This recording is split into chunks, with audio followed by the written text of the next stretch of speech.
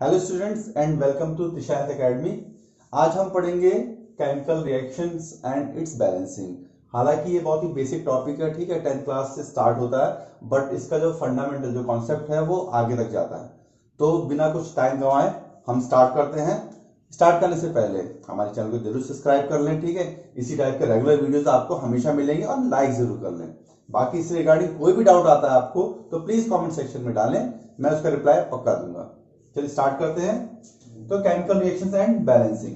Chemical reactions होती क्या है, जैसा कि आपने 8th या 9th क्लास में पढ़ा होगा। कुछ नहीं होती हैं, क्या होती हैं, किसी भी सब्सटेंस, केमिकल सब्सटेंस की रिएक्शन होती है। जैसे हमने हाइड्रोजन ले लिया, ठीक है, और ऑक्सीजन ले लिया, ठीक है। ये अगर दोनों रिएक्ट करते हैं तो क्या बनता है ये देखना है। आपको ये चीज मालूम होगी कि हाइड्रोजन जो होता है अकेले रिएक्ट नहीं करता। हाइड्रोजन नेटिव स्टेट में क्या होता है, H2 गैस के फॉर्म में होता है, और जो ऑक्सीजन होता है वो भी किसके फॉर्म में होता है, O2 के फॉर्म में होता है। ये क्या होता है, मॉलिक्यूल होता है। क्या होता है, मॉलिक्यूल। ये भी क्या होता है, मॉलिक्यूल होता है। ये सब आपको पता है, ठीक है। अगर आपको नहीं पता है तो हमारी जो 9th क्लास वाली बेसिक जो क्लासेस हैं एटॉमिक थ्योरी और एटम और मॉलिक्यूल्स के बारे में, वो आप देख सकते हैं, ठीक है।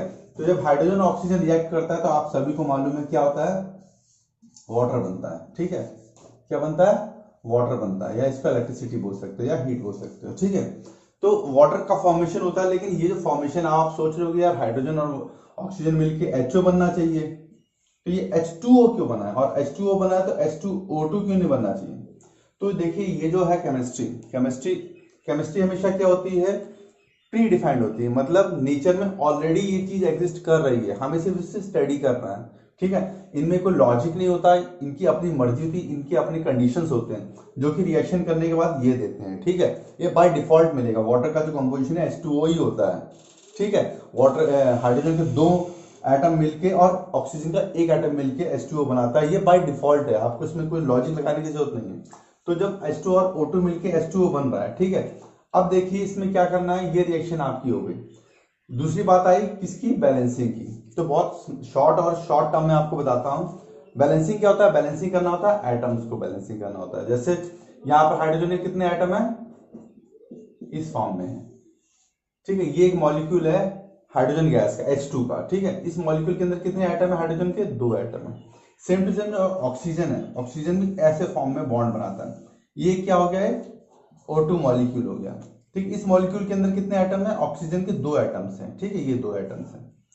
जब ये दोनों आपस में रिएक्शन करते हैं, इसको हीट और इलेक्ट्रिसिटी के क्या कहते हैं अवेलेबिलिटी में, तो क्या बनता है, H2O बनता है। H2O मतलब एक ऑक्सीजन ऐसी रहती है और एक हाइड्रोजन ऐसा रहता है और एक हाइड्रोजन ऐसा रहता है। ये एक वाटर का मॉलिक्यूल होता है इस टाइप से, ठीक है।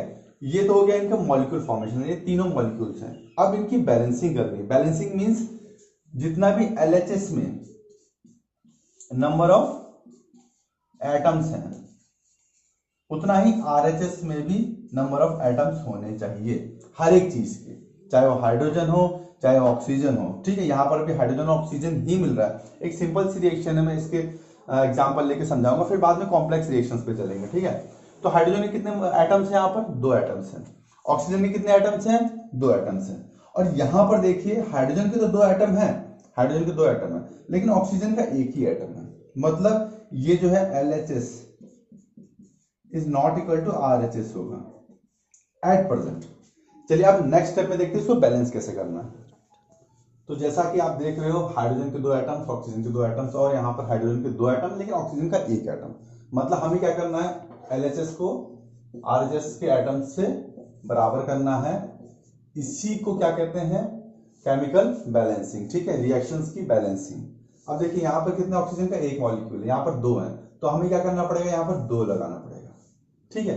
2 लगा दिया, और 2 अगर हमने बाहर लगाया, 2 बाहर लगाने का मतलब है कि 2 इससे भी मल्टीप्लाई हो रहा है और 2 इससे भी मल्टीप्लाई हो रहा है। इसका मतलब क्या हुआ, 2 इंटू H2 है और 2 इंटू O है, ठीक है। मतलब हाइड्रोजन के कितने हो गए, 4 हाइड्रोजन हो गए, और यहाँ पर ऑक्सीजन कितना हो गया, 2 ऑक्सीजन हो गए।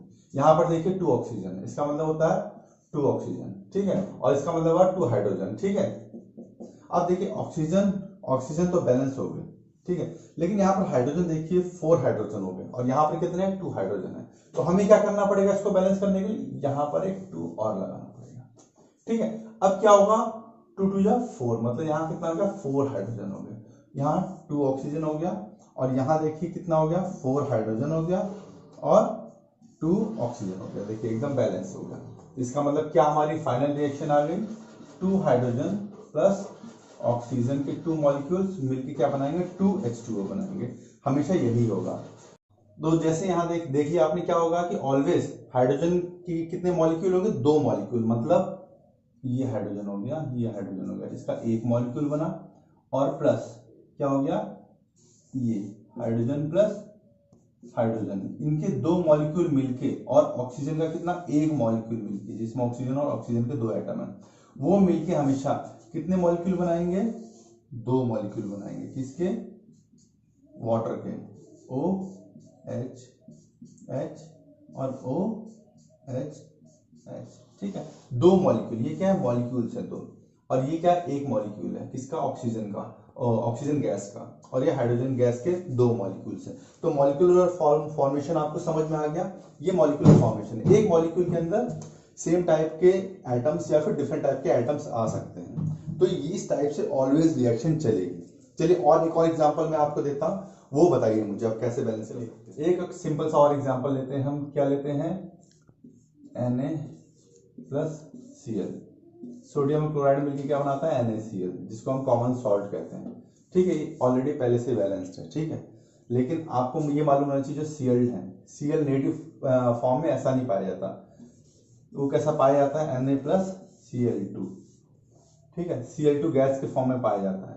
अब क्या मिलेगा हमें, NaCl, ठीक है।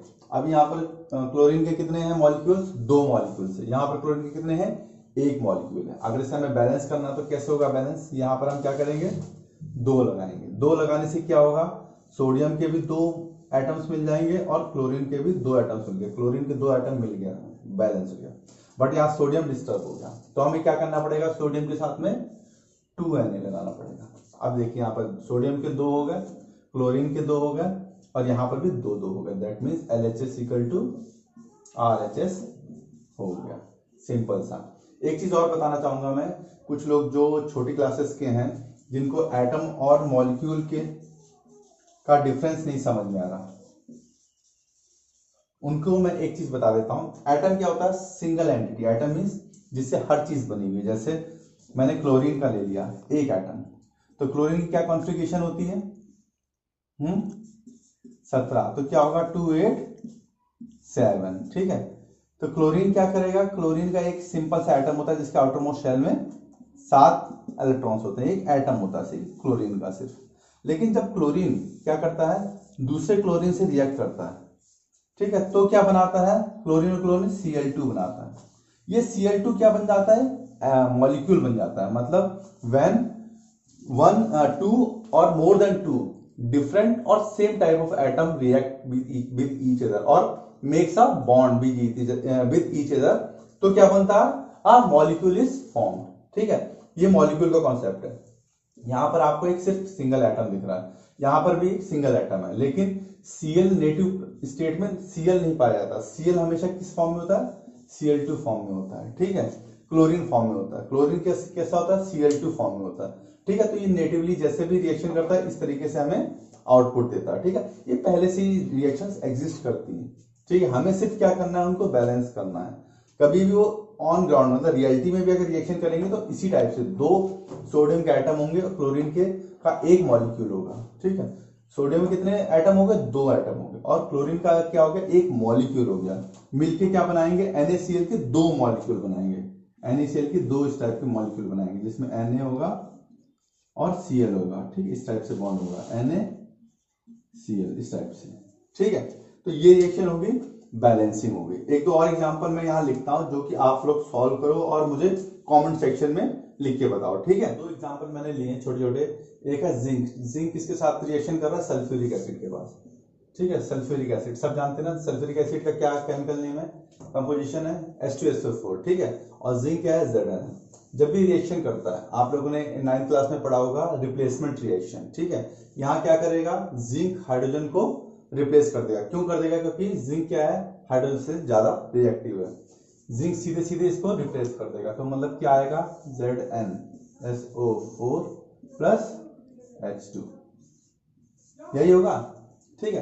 अब यहाँ पर देखिए ये जो है, ठीक है, तो यहाँ पर क्या हुआ, सीधे जिंक ने हाइड्रोजन के 2 मॉलिक्यूल्स को हटा दिया, जिंक खुद आ गया, ठीक है, ZnSO4 और हाइड्रोजन गैस, ठीक है। अब यहाँ पर देखिए बैलेंसिंग करने की जरूरत है। देखिए Zn का एक मॉलिक्यूल था, एक एटम था, जहां पर Zn का एक एटम है, ठीक है। SO4 दोनों सेम है, ठीक है। H2 यहाँ पर सीधे सीधे निकल गया, तो उसको बैलेंस करने की कोई जरूरत नहीं है, ऑलरेडी बैलेंस्ड है, ठीक है। Number of atoms LHS equal to RHS है, ठीक है। जब भी कभी रिएक्शन बैलेंस करनी है, आपको हमेशा देखना है कि number of atoms on LHS should be equal to number of atoms on RHS। चलो नेक्स्ट देखते हैं Fe+H2। Fe+H2 जानते हैं आप, आयरन जब वाटर के साथ रिएक्ट करता है क्या होता है। अभी नेक्स्ट रिएक्शन हम देखते हैं आयरन की वाटर के साथ। आयरन जब भी वाटर के साथ रिएक्ट करता है कोरोजन बनती है। कोरोजन क्या होती है, Fe3O4 प्लस क्या बनेगा, प्लस हाइड्रोजन गैस रिलीज होती है, ठीक है। ये एक नॉर्मल रिएक्शन है, जो कि नॉर्मल जब कोरोजन होती है आयरन में तो इस टाइप की रिएक्शन देखी जाती है। अब देखिए यहाँ पर जो रिएक्शन बाय डिफॉल्ट नेचर में एग्जिस्ट करती है, अब हमें इसे सिर्फ क्या करना है, बैलेंस करना है। अभी बैलेंस करने के इसमें कई सारे स्टेप्स हैं। सबसे पहले हमें देखना है कि एक एक चीज को लेकर चलते हैं। जैसे आयरन यहाँ पर कितना है, 3 एटम है। यहाँ आयरन के कितने हैं, सिर्फ एक ही एटम है। तो सबसे नेक्स्ट स्टेप में आपको क्या करना है, सिर्फ आयरन को बैलेंस करना है, ठीक है। आयरन को बैलेंस कर दो आप,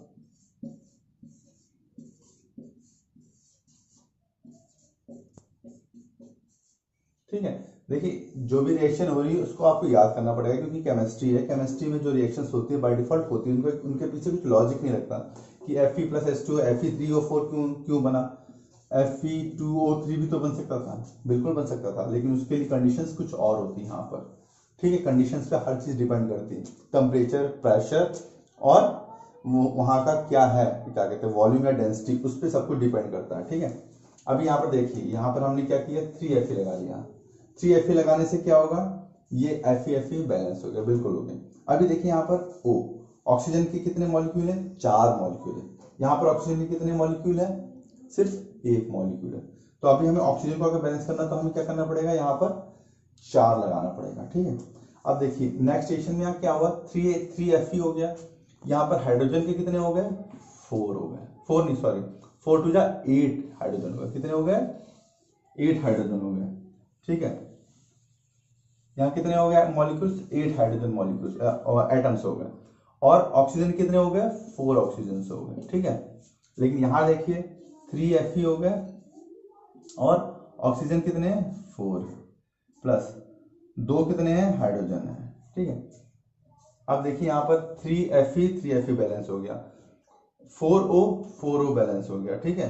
4O है, 4O सॉरी, ठीक है, 4O बैलेंस हो गया। अभी देखो बात आई लास्ट किसकी, हाइड्रोजन की। हाइड्रोजन यहाँ पर कितने हैं, सिर्फ 2 हाइड्रोजन है, ठीक है। और यहाँ पर कितने, 8 हाइड्रोजन है। मतलब हमें इसको 8 लाने के लिए कितने से मल्टीप्लाई करना पड़ेगा, यहाँ से 4 से मल्टीप्लाई करना पड़ेगा, मतलब यहाँ 4 आएगा, ठीक है। अब देखिए क्या बैलेंस हो गया, 3Fe प्लस 4H2O क्या मिलेगा हमें, Fe3O4 प्लस 4H2, ठीक है। अभी देखिए यहाँ पर बैलेंसिंग, 3 आयरन के कितने एटम्स है, 3। यहाँ पर आयरन के कितने एटम्स है, 3, ठीक है। उसके बाद हाइड्रोजन के कितने एटम्स है, 4 टू 8, मतलब 8 हाइड्रोजन। यहाँ पर देखिए 4 टू 8 हाइड्रोजन हो गया, ठीक है। उसके बाद 4 इंटू O भी होगा, क्योंकि 4 बाहर लिखा हुआ तो दोनों से मल्टीप्लाई होगा। ऑक्सीजन कितने एटम्स हो गए, 4। यहाँ पर ऑक्सीजन कितने, 4 एटम हो गए। इस तरीके से क्या होगी, बैलेंस होगी, ठीक है। एक चीज कई लोगों में डाउट आता है कि ये 4 हाइड्रोजन से मल्टीप्लाई हो रहा है, ये बाहर मल्टीप्लाई हो रहा है। देखो अंदर मल्टीप्लाई, नीचे उसके अगर ये नंबर आ रहा है, चाहे ऊपर नंबर आ रहा है, उससे कोई फर्क नहीं पड़ता। आपको नंबर ऑफ एटम्स बैलेंस करने हैं, चाहे वो नीचे हो, नीचे का मतलब भी 3Fe हो गया, ठीक है। और 3Fe लिखा है तो इसका मतलब भी 3 एटम्स हो गए आयरन के। या Fe3 भी लिखा है, इसका मतलब भी क्या होता है, ये दोनों सेम है, ठीक है। Fe3 लिखा हो या 3Fe लिखा हो, दोनों का मतलब एक ही होता है, ठीक है। बस वो क्या है, केमिकल कंपोजिशन इस टाइप से लिखी होती है। कुछ और एग्जांपल मैं आपको दूंगा, वो आप सॉल्व करेंगे और सॉल्यूशन देंगे, ठीक है। तो स्टूडेंट्स ये है आपका होमवर्क, ठीक है। इसको सीरियसली करना है और इस पे लगना है, ठीक है। अगर आप इस चीज को सीख गए तो आगे आने जाने 11th क्लास या 12th क्लास में आपको कोई प्रॉब्लम नहीं होगी। फर्स्ट है कार्बन मोनोऑक्साइड और हाइड्रोजन का रिएक्शन है, ठीक है। और हमें क्या मिल रहा है, अल्कोहल मिल रहा है, मिथाइल अल्कोहल। बाद में कार्बन डाइऑक्साइड है, वाटर है, जो कि आप जानते हो फोटोसिंथेसिस। ठीक है, फोटोसिंथेसिस में क्या बनता है, ग्लूकोज बनता है और ऑक्सीजन और वाटर एज आउटपुट निकलता है। पहले से ही डिफाइंड है रिएक्शंस, आपको क्या करनी है, सिर्फ उनको बैलेंस करना है। लास्ट है कैल्शियम ऑक्साइड और वाटर मिलके क्या बनाता है, स्लेक्लाइन बनाता है, जो कि CaOH2 होता है। ठीक है, तो तीनों को आपको क्या करना है, बैलेंसिंग करनी है। ठीक है, एक चीज और है इनके साथ, जब आपने बुक्स में पढ़ा होगा या देखा होगा, जैसे CO2 लिखा है, CO2 के सामने ऐसे G लिखा रहता है, कईयों के सामने क्या लिखा रहता है, L लिखा रहता है, कईयों के सामने AQ लिखा रहता है ब्रैकेट में, और कईयों के सामने G लिखा होता है, जैसे ये, ठीक है, या S लिखा होता है। इनके सामने लिखा होगा, जैसे CO2 इसके बगल में ये है, जैसे इसके बगल में G लिख दिया होगा। इसका मतलब G का मतलब होता है गैस, ठीक है, मतलब गैस फॉर्म में। L का मतलब होता है लिक्विड, और AQ का मतलब होता है एक्वस। एक्वस मतलब बहुत ही कंसंट्रेटेड सॉल्यूशन। ठीक है, S का मतलब होता है सॉलिड स्टेट में। ठीक है, समझ में। और छोटे छोटे कुछ शॉर्ट फॉर्म्स है, जैसे डेल्टा, डेल्टा का मतलब होता है हीट। ठीक है, ये कुछ शॉर्ट फॉर्म्स है जो आपको नॉर्मली रिएक्शंस में दिखाई देगा, जैसे बुक्स में लिखते हैं, बुक्स में स्टैंडर्ड प्रोसीजर वो लोग यूज करते हैं, उसके सामने लिखेंगे, तो उससे कोई कंफ्यूज या पैनिक होने की जरूरत नहीं है। वो सिंपल सी शॉर्ट फॉर्म है कि इस फॉर्म में वो रिएक्शन कर रहे हैं। जैसे H2 है, H2 के बगल में लिख दिया L, मतलब लिक्विड फॉर्म में ये रिएक्शन कर रहा है। ठीक है, तो जल्दी से जल्दी इस होमवर्क को कंप्लीट करके आप मुझे कमेंट सेक्शन में इसकी सॉल्यूशन दिए। आज का सेशन कैसा लगा मुझे कमेंट्स में पक्का बताइएगा। तब तक के लिए take care, bye bye students.